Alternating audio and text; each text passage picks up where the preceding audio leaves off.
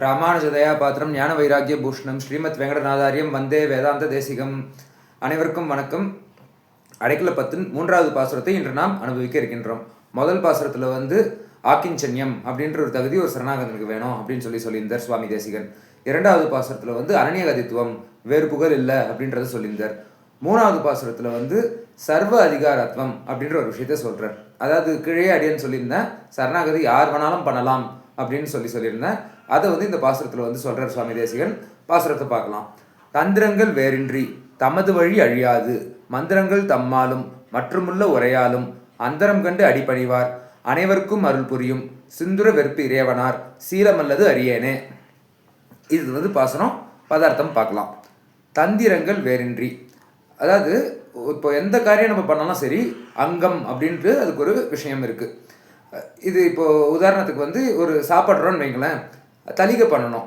தலிகை பண்ணுறதுக்கு பொருட்கள் சேமிக்கணும். இப்போ நம்ம சாப்பிட்றது ஒரு 10 நிமிஷமாக இருந்தாலும் சரி, அந்த தலிகை பண்ணுறதுக்கு ஒரு மணி காலம் ஆகும் அப்படின்னு சொல்லி வச்சுக்கோங்க. அந்த அரிசியை விளைக்கிறதுக்கு அந்த விவசாயிக்கு ஒரு 6 மாதம் ஆகலாம். அந்த போர்ஷனை விட்டுருங்கோ, விவசாயியோடைய போர்ஷனை விட்டுருங்கோ.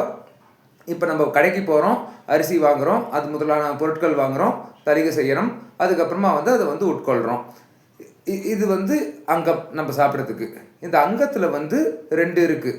அந்தரங்கம், பகிரங்கம் அப்படின்னு சொல்லுவா. பகிரங்கம் அப்படின்னாக்க வெளியே பண்ணுற விஷயங்கள், ஒரு தலிகை பண்ணுறது, அதெல்லாம் பகிரங்கம். அந்தரங்கம் அப்படின்னாக்க அதை நம்ம தட்டில் போட்டு பிசைஞ்சு சாப்பிட்றோம் இல்லையா, அது நம்ம தான் சாப்பிட்றோம், அதனால் அது அந்தரங்கம் அப்படின்னு பெயர். இப்போ பக்தி யோகத்தில் பார்த்தீங்கன்னாக்க 2மே உண்டு. அந்தரங்கமும் உண்டு, பகிரங்கமும் உண்டு. இப்போ அந்தரங்கம் அப்படின்னாக்கா அவள் பண்ணுற பிராணாயணம், ஆசனம், தியானம், இது போன்ற விஷயங்கள் அந்தரங்கத்தில் வரும். பகிரங்கம் அப்படின்னாக்கா அவள் பண்ணுற யாகம், ஹோமம், அது முதலான விஷயங்கள் பகிரங்கத்தில் வரும். இப்போ சரணாகதனை பொறுத்த வரைக்கும் இந்த தந்திரங்கள் அப்படின்னாக்க இந்த பகிரங்கங்கள் எதுவுமே இல்லை, அந்தரங்கம் மட்டும் இருக்குது. அந்தரங்கம் என்ன அப்படின்னாக்க பெருமாளை தியானம் பண்ணுறது, அந்த மகா விசுவாசத்தோடு இருக்கிறது, அது அந்தரங்கம் மட்டும்தான் இருக்குது. அதுதான் இங்கே சொல்கிறார், தந்திரங்கள் வேறின்றி. அடுத்தது தமது வழி அழியாது. அதாவது இப்போ சரணாகதி பண்ணியாச்சு, பெருமாள் நிச்சயம் மோட்சம் கொடுக்க போகிறார், அதில் எந்த சந்தேகமும் கிடையாது. அப்போ அதுக்காக அந்த தர்மங்களை விட்டுடலாமா அப்படின்னாக்க விடக்கூடாது. நமக்குன்னு இருக்கிற தர்மத்தை விடக்கூடாது. ஸ்ரீ வைஷ்ணவனுக்கு விதிக்கப்பட்டிருக்கிற தர்மத்தை விட்டுறக்கூடாது. இப்போ நான் ஸ்ரீ வைஷ்ணவன் அப்படின்னு சொல்கிறேன்னாக்க ஒரு குறிப்பிட்ட சமூகத்தை அடியேன்னு சொல்லவே இல்லை. விஷ்ணுவை வழிபடுறவன் ஸ்ரீ வைஷ்ணவன், அவ்வளவுதான். அது பிறப்பால் எந்த ஜாதியாகனாலும் இருக்கலாம். விஷ்ணுவை வழிபட்டால் ஸ்ரீ வைஷ்ணவன். இப்போது ஒரு ஏகாதசி விரதம் இருக்கிறது, அல்லது பித்ரு தர்ப்பணங்கள் செய்கிறது, அதெல்லாம் விட்டுறவே கூடாது. ஏன், நான் தான் சரணாகதி பண்ணிட்டேனே, பெருமாள் மோட்சம் கொடுக்க போகிறாரு, நான் எதுக்கு இதெல்லாம் பண்ணணும் அப்படின்னாக்க வாஸ்தவம் தான், பெருமாள் மோட்சம் கொடுக்க போகிறாரு, அதை பற்றி ஒன்றும் இல்லை. ஆனால் நான் வெறும் கை கூப்பி சரணம் அப்படின்னு சொன்னேன். அந்த ஒரு வார்த்தைக்காக பெருமாள் இவ்வளோ பெரிய வைகுண்டமான திருநாடு நம்ம கொடுக்குறாரு அப்படின்னாக்க, அப்போ நாம் அவர் சொன்னதை கேட்கணும் இல்லையா, அது நம்ம கடமை இல்லையா. இதை மோட்சத்துக்கு உபாயமாக நினச்சி பண்ணக்கூடாது, கைங்கரியமாக நினச்சி பண்ணணும். இதே விஷயத்தை பக்தி யோகக்காரர்களுக்கும் இருக்குது, பக்தி யோகம் பின்பற்றுவாளுக்கும் இருக்குது. பட் அவள் அது மோட்சத்துக்கு உபாயமாக நினச்சி பண்ணுவாள். அதுதான் தந்திரங்கள் வேறின்றி தமது வழி அழியாது. அதுக்கப்புறமா மந்திரங்கள் தம்மாலும். மந்திரங்கள் அப்படின்னாக்க இப்போ வேதத்தில் நிறைய மந்திரங்கள் இருக்குது. இதுக்கே சரணாகதிக்கே மோட்சத்துக்கு நிறைய மந்திரங்கள் இருக்குது. அது இல்லாமல் சம்பிரதாயத்தில் முக்கியமாக சொல்லப்பட்ட 2 மந்திரங்கள் திருமந்திரம் அப்படின்னு ஒன்று, அஷ்டாட்சரம் அப்படின்னு சொல்லுவா. இன்னொன்று துவயம் அப்படின்னு சொல்லுவா. மந்திரத்தை ஓப்பனாக சொல்லக்கூடாது, ஒரு ஆச்சாரியன் அடிபணிஞ்சு பஞ்சசம்ஸ்காரம் பெற்றுண்டு எல்லாரும் தெரிஞ்சுக்கணும் அப்படின்னு அடியேன் பிரார்த்திக்கிறேன். இந்த திருமந்திரம் அஷ்டாட்சரம் அப்படின்றது நாராயண மந்திரம். பிரணவம் ஓம்ல ஆரம்பிக்கும், அதுக்கப்புறம் நடுவில் நமக சப்தம், அப்புறமா நாராயணா அப்படின்னு வரும். அதனுடைய பொருளை அறிஞ்சுக்கணும். அதுவும் ஒரு மோட்சத்துக்கான ஒரு மந்திரம் தான். அடுத்தது துவயம்னு 2 வரி இருக்கக்கூடிய மந்திரம். பூர்வ பாக்கியத்தில் ஸ்ரீமன் நாராயணா அப்படின்னு ஆரம்பிக்கிற மந்திரம்.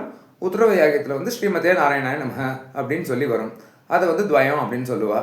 மந்திரங்கள் தம்மாலும் மற்றும் உள்ள உரையாலும். மற்றும் உள்ள உரை அப்படின்றது ஆழ்வாருடைய பாசுரங்கள், மற்ற ஸ்லோகங்கள், அதெல்லாம் நம்ம கற்றுண்டு என்ன பண்ணணும் அப்படின்னாக்க புரிஞ்சுக்கணும், வித்தியாசம் என்னன்றதை புரிஞ்சுக்கணும். ஒரு பக்தி யோகனுக்கும் ஒரு சரணாகதனுக்கும் இருக்கிற வித்தியாசத்தை புரிஞ்சுக்கணும். இதை புரிஞ்சுண்டு அந்தரம் கண்டு அடிபணிவார். அந்தரம் அப்படின்னாக்க வித்தியாசம் அப்படின்னு அர்த்தம். இந்த இடத்துல இந்த வித்தியாசத்தை புரிஞ்சுண்டு அந்தரம் கண்டு அப்படின்னாக்க அந்த வித்தியாசத்தை வந்து அறிந்து கொண்டு அடிபணிவார். யாருடைய அடி? பகவானுடைய திருவடியை பணிவார். அனைவருக்கும் அருள் புரியும். இன்னார் இணையார், ஆண் பெண், படித்தவன் படிக்காதவன், ஏழை பணக்காரன், எந்த வித்தியாசமும் இல்லாமல் அனைவருக்கும் அருள் புரிவார். சிந்துர வெற்பு இறையவனார். சிந்துர வெற்பு அப்படின்னாக்கா மலை அப்படின்னு சொல்லி அர்த்தம். சிந்துர வெற்பு இறையவனார் அப்படின்னாக்கா அந்த மலை மேலே இருக்கக்கூடிய பெருமாள் அத்திவரதர் காஞ்சிபுரத்தில், அவருடைய சீலம் அல்லது அறியேனே அப்படின்னு. சீலம் அப்படின்னாக்க சௌசீல்யம் அப்படின்ற பெருமாளுடைய ஒரு முக்கியமான கல்யாண குணம். சௌசீல்யம் அப்படின்னாக்க ஒன்றும் இல்லை, ஒரு வித்தியாசம் பார்க்காம எல்லாருக்கூடையும் வந்து கலந்து பழகிறது. இப்போ பெருமாள் வந்து வைகுண்டத்தை வந்து விட்டுட்டு இங்கே இவ்வளவு கோயில்களில் திவ்யதேசங்களில் வந்து எழுந்தடியில் இருக்கார் அப்படின்னாக்க அது அவருடைய சௌசீல்யம். எல்லாரோடையும் சேர்ந்து பழகணும். ஏன்னா எல்லாருமே வந்து அவருக்கு வேணும். நம்ம ஒவ்வொரு ஆத்மாவே வந்து அவருடைய சொத்து தான். அவருடைய சொத்தை அவர் விடமாட்டார். சரி, இப்போ அடுத்து இன்னொரு கேள்வி வரும். இப்போ வந்து நம்ம சரணாகதி பண்ணுறோம், ஏன்னா நம்ம கையில் ஆகாதுன்னு நமக்கு தெரியும். மகான்கள், நம்மாழ்வார் போன்ற மகான்கள், சுவாமி நாதமுனிகள் போன்ற மகான்கள், ராமானுஜர் போன்ற மகான்கள், இவெல்லாம் இதுக்கு சரணாகதி பண்ணணும், இவ பக்தி யோகம் பண்ணியே வந்து போகலாமே அப்படின்னாக்க இல்லை, அது ஆத்மஸ்வரூபத்துக்கு வந்து எதிரானது அப்படின்றது தான் வந்து ஆச்சாரியர்களுடைய கூற்று. அதாவது இப்போ ஒரு பொருள், அடியனுடைய ஒரு பொருள், ஒரு செயினோ மோதிரமோ ஏதோ ஒன்று தொலைஞ்சு போச்சுன்னு வைங்க. நான் தான் வந்து அந்த பொருளை தேடிட்டு போகணுமே தவிர்த்து அந்த பொருள் வந்து என்னை தேடிட்டு வராது. இதே தான் இந்த ஆத்மா அப்படின்றது பகவானுடைய சொத்து. ஸோ பகவான் தான் வந்து நமக்கு ஏற்றுக்கணுமே தவிர்த்து நான் பகவானை அடையிறேன் அப்படின்னு சொல்லி நான் பக்தி யோகம் வந்து பண்ண முயற்சி பண்ணால் அது ஆத்மஸ்வரூபத்துக்கு விரோதமானது. ஏன்னா நம்ம தெளிவாக புரிஞ்சுக்க வேண்டியது என்ன அப்படின்னாக்க, பகவான் சுவாமி நம்ம தாசன், பகவான் சேஷி நம்ம சேஷன், பகவான் உடையவர் நம்ம உடைமை அப்படின்றது வந்து தெளிவாக நம்ம புரிஞ்சுக்கணும். அதுதான் வந்து சொல்கிறது இதில். இது ஆச்சாரியர்கள் ரொம்ப சுவாரஸ்யமாக ஒரு விஷயம் சொல்லுவா. கண்ணனை பார்த்து சொல்கிறா, கண்ணா உன்னை வந்து எல்லாரும் திருடன் அப்படின்றாலே நீ என்ன திருடின? வெண்ணெய், பால், தயிர், நெய், அது போன்ற பொருள்களை. அது எதுவுமே வந்து எங்களுது கிடையாது, எல்லாமே ஓம் பொருள் தான். ஓம் பொருளை நீ எடுத்து சாப்பிட்ட. ஆனால் உன்னுடைய ஆத்மாவை வந்து எந்துன்னு நினச்சின்னு நான் சுதந்திரமாக இருக்கேன் பாரு, நான் தானே பெரிய திருடன் அப்படின்னு சொல்லி ஆச்சாரியர்கள் வந்து ரொம்ப சுவாரஸ்யமாக அனுபவிப்பா. இப்போ அவருடைய அந்த சௌசீல்யம், அதனால தான் இங்கே திவ்யதேசங்களில் வந்து எழுந்தொறி இருக்கார் அப்படின்னாக்க நம்ம அந்த அவதாரம் எடுத்த காலத்துலலாம் நம்ம இருந்திருப்போமா என்னன்னு தெரில. ஆனால் இன்றைக்கும் வந்து சேவிக்கலாம். ஒரு பாண்டவதூத பெருமாளை போய் பார்க்கணும் அப்படின்னாக்க நம்ம போய் காஞ்சிபுரம் போனாக்க பிரத்யட்சமாக சேவிக்கலாம். அதே போல் நரசிம்மரை பார்க்கணும் அப்படின்னாக்க ஷோலிங்கருக்கு போனாக்க சேவிக்கலாம். வராக பெருமாளை பார்க்கணுமா, திருவெந்தை அந்த திவ்யதேசம் மகாபலிபுரத்தில் இருக்குது, அங்கே போய் சேவிக்கலாம். ராமரை பார்க்கணுமா, அயோத்தியாவில் போய் சேவிக்கலாம். எதுக்காக அவர் வந்து இருக்கார்? நமக்காக தான் இருக்கார். அதுதான் வந்து சௌசீல்யம். எல்லாரும் அவருக்கு வேணும். அவர் சொத்தை அவர் விடவே மாட்டார். நம்ம சொத்தை நம்ம விடுவோமா? அதே போல தான் இந்த ஜீவாத்மா வந்து பகவானுடைய சொத்து, அந்த சொத்தை அவர் விடவே மாட்டார் அப்படின்றது தான் பாசுரத்துடைய பொருள். இதுக்கு என்னன்னாக்க அனைவருக்கும் அருள் புரியும் அப்படின்றது தான் கீ வேர்டு இந்த பாசுரத்தில். ஏன்னா எந்த வித்தியாசமும் இல்லாமல் சர்வ அதிகாரத்துவம், எல்லாருக்குமே வந்து அதிகாரம் இருக்குது சரணாகதி பண்ணுறதுக்கு அப்படின்றது தான் சொல்கிறார். இதே விஷயத்த திருமணிசை ஆழ்வார் தன்னுடைய திருச்சந்த விருத்தம் அப்படின்ற ஒரு திவ்ய பிரபந்தம், அதில் வந்து 90வது பாசுரத்தில் வந்து சொல்கிறார்.